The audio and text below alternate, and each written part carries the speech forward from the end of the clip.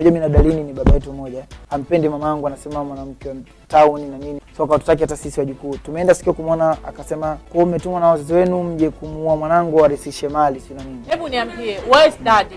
Babangu kiukweli sio mnafiki, sijaje kumsaidia, lakini labda ikitokea tu kuna masuala ya hitima kutakumsomea marehemu babu yangu. Kuna mambo yale yanahisi kidindini hapo sana ya basi kuna kisomo na nini ndio natoaga pesa yangu.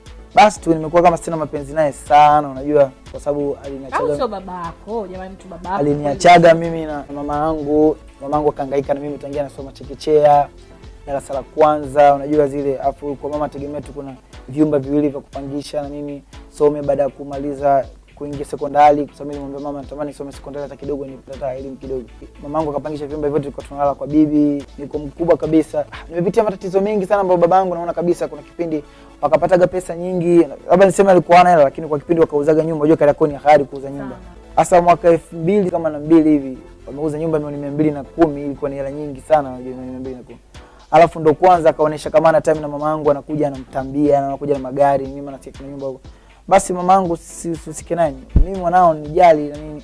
Fatema alikuwa anaumwa, nikaenda kumuona. Unajua mimi na Dalini ni baba yetu mmoja.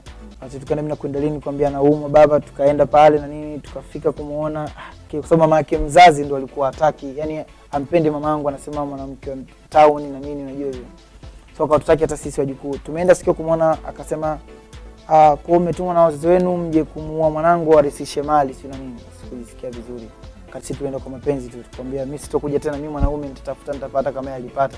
So hivyo nimekuwa nawasiliana naye, naonana naye, kuna vitu anishauri, lakini siwezi kusema namsaidia sana kama mama yangu. Hata wewe moyo sina.